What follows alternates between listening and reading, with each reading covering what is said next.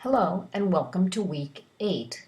This week our focus is on adapting instruction for ELLs. So you've got lots of wonderful online activities and some readings to do this week. You should be reading chapter 15 in your Amato book and of course posting to the discussion board and submitting lesson 2 if you haven't already done so. And certainly your lesson should be moving along at this point. And we're just about the midpoint or so of the semester, a little bit further than that. So you want to make sure that you are well on your way to getting this assignment done. This week, I've got 2 websites that I'd like you to take a look at. The first one is on adapting instruction for ELLs. And I think you've seen this site before. It's Teachers First. It's a very nice site. And although there's a sign-in, a login, it is a free membership. So you can certainly sign up for this if you wish. This particular portion of the site that I'm opening for you is on adapting strategies for ESL or ELL students.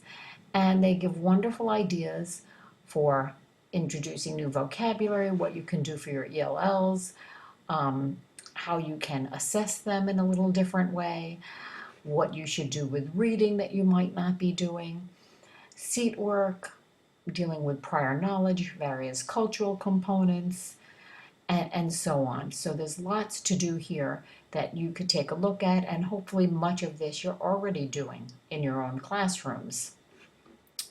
So that's one site. The second site I wanted you to see is, of course, one of my favorite sites, and that's Edutopia.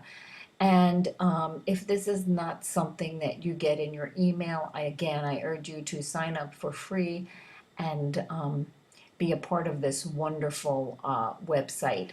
This is hosted by the George Lucas Foundation, and that name should be familiar to you from Star Wars, same George Lucas. Wonderful technology-based website with wonderful ideas on incorporating not only technology but project-based learning, different kinds of assessment, looking at schools that do work, all kinds of neat blogs, videos are here for you, as well as classroom guides. So again, I wanted you to take a look at one of my favorite portions of this site, which is on project-based learning.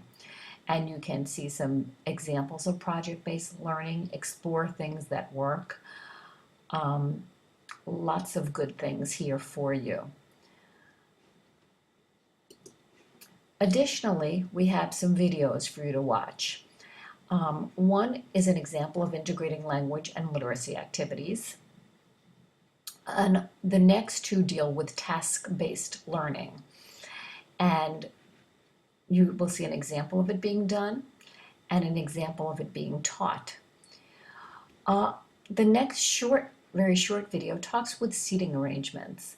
And some people don't give much thought to that, but it's something that is very important, so you might want to take a look.